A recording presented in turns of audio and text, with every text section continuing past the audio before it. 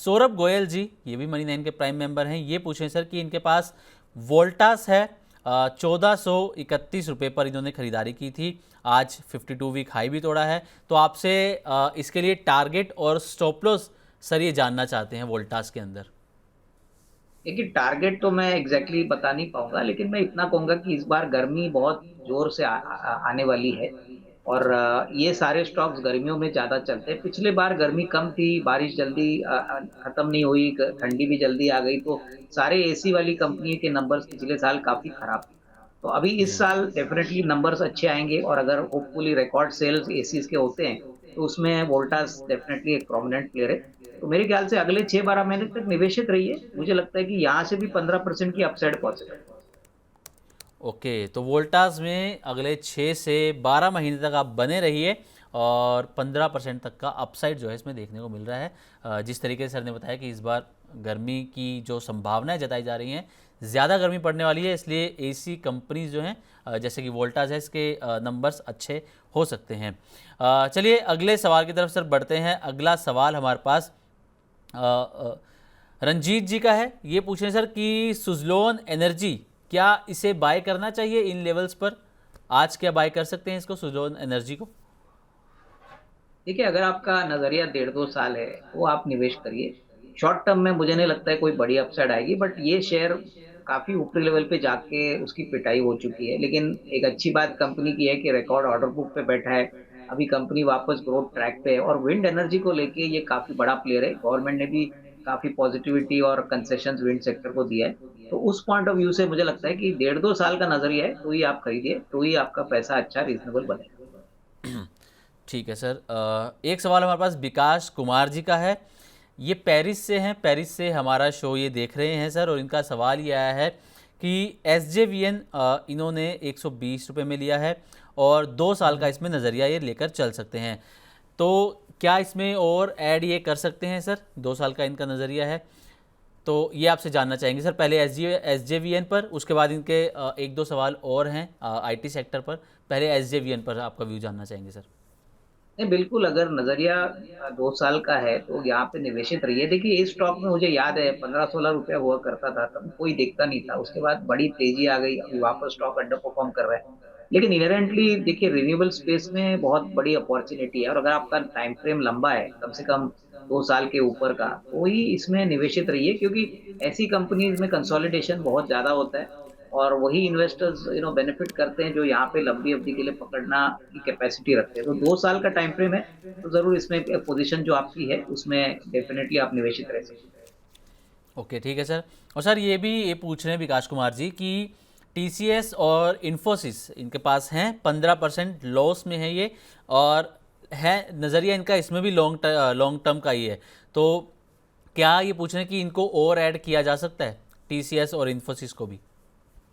नहीं, देखिए, मुझे लगता है कि नजरिया आपका बड़ा होना चाहिए, कम से कम 1.5-2 साल। क्योंकि देखिए, एआई का जो सिनारियो अभी बिल्ड हो रहा है, लोगों को लगता है कि ये सारी आईटी कंपनीज खत्म हो जाएंगी, यहाँ पे बिजनेस जाएगा, तो ऐसा नहीं है। अभी इन्फोसिस ने तो एंथ्रोपिक के साथ करार किया है। टीसीएस ने भी कहा है कि आगे चल के आर्टिफिशियल इंटेलिजेंस से काफी सिग्निफिकेंट रेवेन्यू उनको मिलेगा। तो मेरे ख्याल से देखिए, 1.5-2 साल में पोजीशन क्लियर हो जाएगी। क्योंकि मुझे तो लगता है कि एआई से इन कंपनीज की प्रोडक्टिविटी 30-40% इंप्रूव होगी। बट शॉर्ट टर्म में हो सकता है कि थोड़ा प्रेशर पॉइंट रहे, क्योंकि लोगों को अभी पता नहीं कि क्या हो रहा है ऑन ग्राउंड। तो 1.5-2 साल का नजरिया है तो डेफिनेटली ऐड करिए। बट एक बात ध्यान में रखिए कि ये सारी कंपनीज में ग्रोथ थोड़ा ग्रेजुअल होगा, क्योंकि अभी भी जो टेलविंड्स यूएस से हम एक्सपेक्ट कर रहे थे कि यूएस की कंपनीज इनको ऑर्डर देंगी, वो अभी तक हुआ नहीं है। तो शायद 1-2 क्वार्टर थोड़ा सा साइडवे मूवमेंट ये स्टॉक्स दिखाए। बट 1.5-2 साल में मुझे लगता है कि वापस आईटी सेक्टर में वो पोटेंशियल है कि वो ये सारे चैलेंजेस को कवर करे। ओके, ठीक है सर। एक सवाल हमारे पास नरेश चौहान जी का आया है। नरेश जी पूछ रहे हैं सर कि इटर्नल इन्होंने 305 रुपये पर ख़रीदा था, 2000 शेयर्स हैं इनके पास। ये पूछ रहे हैं कि 345 तक के लेवल्स कब तक इसमें आ सकते हैं सर? ये तो देखिए, एक ऐसा स्टॉक है जो मेरे ख्याल से काफी इंस्टीट्यूशन और अल्ट्रा एचएनआईज पसंद करते हैं। लेकिन जी। सबसे बड़ी बात दिक्कत है कि अभी जो फूड डिलीवरी ऐप वाला बिजनेस है उसमें कंपटीशन बहुत बड़ा है। अभी जेप्टो का नया प्लेयर आया जो बहुत जल्दी उसका भी आईपीओ आएगा। तो क्या है ना कि मार्केट अपॉर्चुनिटी तो बहुत बड़ी है, लेकिन मेरे ख्याल से इटर्नल ने काफी अच्छी तरह से अपने प्रॉफिट फोकस लगाया है, नंबर्स भी Q3 के काफी ठीक थे। तो मुझे लगता है कि यहाँ पे शॉर्ट टर्म में तो डिफिकल्ट है कहना कि कब होगा। बट हाँ, जरूर एक का बात कहूंगा कि जिस प्रकार से इनका मैनेजमेंट है, जिस प्रकार से ये एग्रेसिवली अपना बिजनेस पोजीशन करते हैं, नजरिया यहाँ पे 12-18 महीने का रखिए, क्योंकि यहाँ से ग्रोथ तब आएगा जब मार्केट को प्रॉफिटेबिलिटी ज्यादा अच्छी दिखेगी, वॉल्यूम ग्रोथ अच्छा दिखेगा। और ओवरऑल अभी भी इंडिया में बहुत पोटेंशियल है ऐसे बिजनेसेस के लिए। बट नजरिया मीडियम टू लॉन्ग टर्म रखिए, शॉर्ट टर्म में कहना मुश्किल है ये कब बढ़ेगा। ओके, ठीक है सर। राजीव कुमार जी ये पूछ रहे हैं सर कि टीडी पावर सिस्टम इन्होंने 915 रुपये पर ख़रीदे थे, तो अब इसके अंदर क्या करना चाहिए सर? आज ये 908 रुपये के आसपास चल रहा है, 3% की तेज़ी भी है इसके अंदर आज, तो इसमें आपका नज़रिया जानना चाहते हैं सर। देखिए, पावर रिलेटेड जो भी कंपनी है, जैसे पावर जनरेशन हो गया, पावर डिस्ट्रीब्यूशन हो गया, पावर इक्विपमेंट हो गया, तो इसमें लंबी तेजी बनेगी, क्योंकि पावर की डिमांड तो आगे भी बढ़ने वाली है। अभी सारे लोग एआई की बात कर रहे हैं, तो एआई को जी। चलाने के लिए तो पावर चाहिए। और पावर का अगर जरूरत है तो पावर इक्विपमेंट भी चाहिए। तो मुझे लगता है कि टीडी पावर, अगर आपका नजरिया 12-18 महीने है, तो निवेशित रहिए। देखिए, शॉर्ट टर्म में हो सकता है थोड़ा रेंज बाउंड रहे, लेकिन लंबी अवधि के लिए मुझे लगता है अच्छा खासा रिस्क रिवॉर्ड बन सकता है। ठीक है। अब्दू यादव जी ये पूछ रहे हैं सर कि मारुति सुजुकी इसमें क्या करना चाहिए, क्या स्ट्रेटेजी इसमें लेकर चलनी चाहिए मारुति सुजुकी के अंदर? देखिए, अगर आपका नजरिया जरा लॉन्ग टर्म है, तो मारुति सबसे बड़ा प्लेयर है पैसेंजर कार मार्केट में। और अभी तो वो इलेक्ट्रिक व्हीकल के सेगमेंट में भी उतर रहा है, उनके एक्सपोर्ट्स भी काफी अच्छा हो रहा है। तो इस लेवल से अगर आप खरीदते हो, तो आपको अल्फा या बड़ी अपसाइड तब मिलेगी जब आप कम से कम साल 1.5 साल यहाँ पे निवेशित रहो। कंपनी बहुत अच्छी है, लेकिन इस प्राइस पे अगर आप एंटर करते हो, तो शॉर्ट टर्म में कोई बड़ी अपसाइड एक्सपेक्ट मत करिए। नजरिया आपका 1.5 साल है, तो ही यहाँ पे पैसा अच्छा बनेगा। ठीक है, नज़रिया 1 से 1.5 साल का लेकर चलें तो इसमें अच्छा पैसा बनता हुआ नज़र आ सकता है मारुति सुजुकी के अंदर। सोमनाथ जी ये पूछें सर कि यूपीएल 680 रुपये पर इन्होंने ख़रीदा था और इंडस टावर 475 रुपये पर, इसमें आपको क्या लेवल्स आगे नज़र आ रहे हैं सर? देखिए, यूपीएल में मुझे लगता है कि मार्केट को शायद उनका वो डीमर्जर पसंद नहीं आया, लेकिन सीड का बिजनेस वो डीमर्ज करने वाले हैं। और मुझे लगता है कि यूपीएल में अगर आप पोजीशन देखो, तो काफी बड़ा प्लेयर है, ग्लोबली भी काम करते हैं। एग्रोकेमिकल्स में इनका बड़ा प्रोडक्ट बास्केट भी है। तो मुझे लगता है कि ये जो डीमर्जर होने वाला है, ये आगे शेयर होल्डर्स को काफी वैल्यू देगा, क्योंकि इस कंपनी के शेयर्स भी शेयर होल्डर्स को मिलेंगे। तो यहाँ पे निवेशित रहिए। अगेन मैं यही कहूंगा कि नॉर्मली अप्रैल टू सितंबर एग्रोकेमिकल कंपनीज के लिए बहुत बढ़िया होता है। उसके बाद बिजनेस थोड़ा सा फ्लैट होता है, बट फिर भी यूपीएल एक ग्लोबल प्लेयर है, काफी बड़ी मार्केट, जैसे यूएस में, लैटिन अमेरिका में ये काम करता है। तो यहाँ पे निवेशित रहिए, अच्छा खासा रिस्क रिवॉर्ड आपको मिलेगा, बट प्रोवाइडेड आप 12-15 महीने यहाँ पे निवेशित रहिए।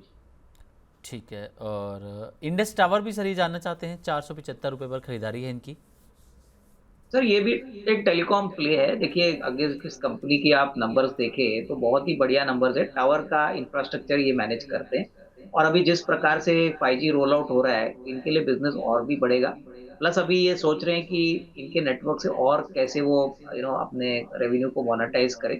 तो मुझे लगता है कि यहाँ पे भी पोजीशन होल्ड करें। हालांकि इनकी थोड़ी ऊपरी लेवल की बाइंग है, बट नजरिया 6-12 मंथ्स का रखिए, क्योंकि टेलीकॉम मार्केट में ऐसे बहुत कम प्लेयर्स हैं जो इस सेगमेंट में काम करते हैं, और सारे टेलीकॉम कंपनीज के साथ इनका रिलेशनशिप है। तो उस पॉइंट ऑफ व्यू से ग्रोथ आगे भी अच्छा रहेगा। ओके। ठीक है सर। एक सवाल हमारे पास शौनक जी का आया है। शौनक जी मनी नाइन के प्राइम मेंबर हैं सर। ये पूछे हैं कि अंबुजा सीमेंट 515 रुपये पर इन्होंने इसमें ख़रीदारी की थी और आरआर काबेल 1562 रुपये पर इसमें ख़रीदारी की थी। अब दोनों में आगे क्या करना चाहिए सर? क्या दोनों में ग्रोथ नज़र आ रही है आपको आगे, या फिर निकल जाना चाहिए इनमें से? नहीं, मेरे ख्याल से देखिए, सीमेंट तो मैंने पहले ही कहा कि अगर जी। जीडीपी ग्रोथ इम्प्रूव होता है, तो सीमेंट सेक्टर बेनिफिट करेगा। और अंबुजा में डेफिनेटली अभी मुझे लगता है कि अगर आपका नजरिया 12-15 महीना है, तो डेफिनेटली सीमेंट के प्राइसेस स्लोली स्लोली इम्प्रूव हो चुके हैं।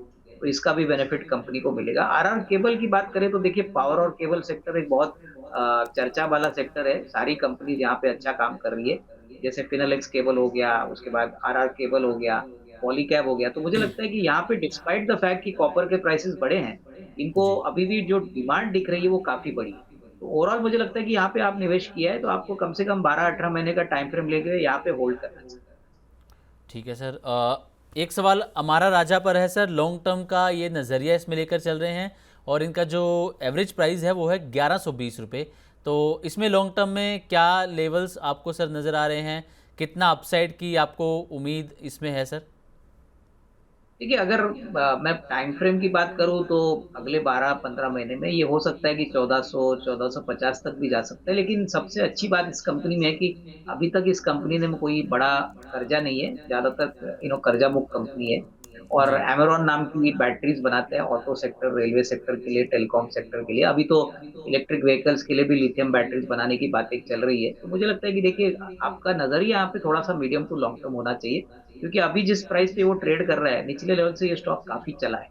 तो अभी अगर आप खरीदते हो तो मेरे ख्याल से आपका नजरिया 12-18 महीना होना चाहिए। जिनके पास है वो होल्ड करें। ठीक है, जिनके पास हैं वो होल्ड कर सकते हैं। एक सवाल हमारे पास आया है सर, ये पूछे हैं कि आईटीसी इन्होंने 343 रुपये पर ख़रीदा है, बाइंग प्राइस 343 रुपीज़ इनका है। ये पूछे हैं कि क्या मार्च में कोई चांस है सर पुल बैक का इसके अंदर? देखिए, मेरे ख्याल से सिगरेट कंपनीज की बात करें तो ऐसे रिपोर्ट्स मार्केट में आए थे कि इन्होंने ऑलरेडी 25-30% से सीमेंट के सॉरी सिगरेट के प्राइसेस बढ़ाए। तो इसका असर तो आपको जनवरी टू मार्च में आना चाहिए। एक बार नंबर आने दीजिए, उसके बाद नंबर्स अगर अच्छे आते हैं तो डेफिनेटली थोड़ी बहुत री रेटिंग होगी। जो भी नेगेटिव सरप्राइज आया था एक्साइज ड्यूटी का, जो गवर्नमेंट ने अभी लागू किया है, तो मुझे लगता है उसका असर ऑलरेडी प्राइस में दिख रहा है। तो अभी डाउन साइड तो बहुत बहुत कम लग रहा है, लेकिन अपसाइड आने के लिए आपको Q4 के नंबर्स के इंतजार करना पड़ेगा।